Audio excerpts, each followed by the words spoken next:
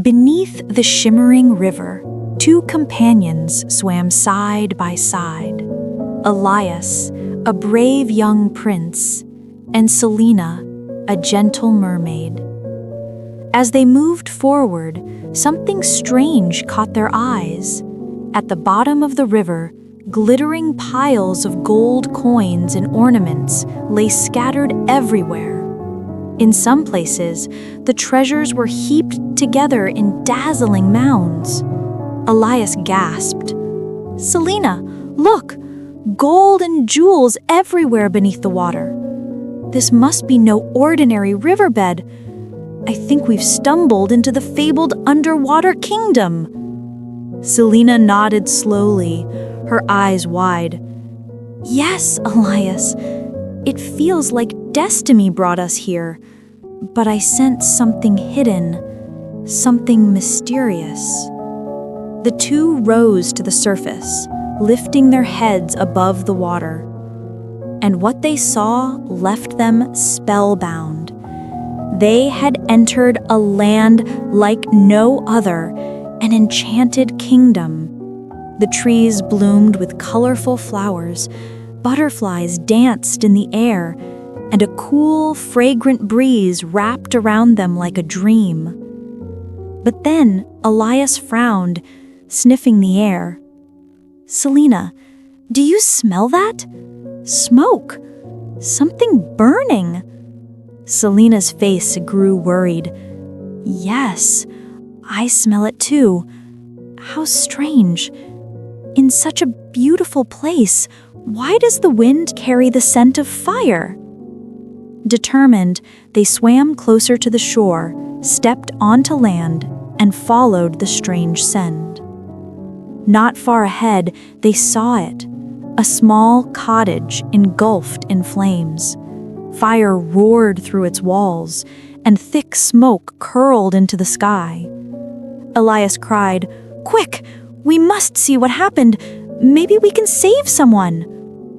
They rushed forward and found an old man kneeling on the ground, weeping bitterly as the flames consumed the home. Selina placed a hand on his shoulder.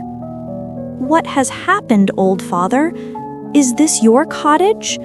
How did the fire start?" The man looked up, tears in his eyes. "Who are you? Strangers in this kingdom? I have never seen you before." Elias bowed his head respectfully. "We were sent here by the guardian at the gate of this city. She told us we are destined to help." The old man sighed deeply. "If that is true, then listen. I am the royal priest of the Water Kingdom. 7 years ago, this land was blessed, prosperous, filled with joy. But on the day our princess was born, darkness fell upon us." The past revealed. He began his tale, his voice heavy with sorrow. Long ago, the palace was filled with celebration. After many years of waiting, the king and queen were blessed with a child. But the priest had already warned the king. "Your Majesty, according to my calculations, the birth of your child will bring a dark shadow upon the land." The king's heart trembled. "What nonsense is this, priest? Do you know how long I have prayed for a child? And now when my joy is near, you speak of shadows?" Just then, a maid entered, carrying the newborn in her arms. The hall fell silent. Half of the infant was a normal human child, but the other half was the tail of a fish. The king staggered back in shock. "What is this creature?" The priest spoke gravely. "Your Majesty, I warned you. This is no ordinary child. Cast her into the sea, or doom will follow." But the king's eyes filled with tears as he gazed at the baby. "No, She is my daughter, my princess. I will never abandon her. She will stay hidden in the lotus pond behind the palace. Her name will be Princess Amara. No one must ever know her secret." And so, Amara grew in secret. She was beautiful, intelligent, and filled with grace. But the world beyond palace walls never knew of her existence. The witch appears. But fate would not be denied. One day, a dark sorceress named Morwenna came to the palace. Her eyes burned with fire, her voice cold as steel. She shouted, "King Aldrich, hand over your strange daughter to me." The king rose in anger. "My daughter is no one's to take. Leave my kingdom at once." Morwenna's face twisted into fury. "You dare insult me? You will pay for this insult." She returned to her cavern, where she lit a blazing fire. From that fire, she conjured a terrible beast, the dragon of flames, Igneroth. "Igneroth, burn the king's palace to ashes, and bring me the princess alive." Igneroth bowed. "As you command, mistress." With a deafening roar, the dragon soared into the sky. He descended upon the palace, breathing torrents of fire. In moments, the golden halls were swallowed by flames. The king perished in the inferno. The queen, too, was consumed by the fire. From the lotus pond, the terrified cry of young Amara pierced the air. "Father! Mother! Save me! The fire!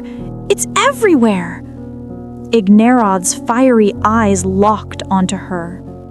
"So, this is the cursed princess, the one my mistress desires."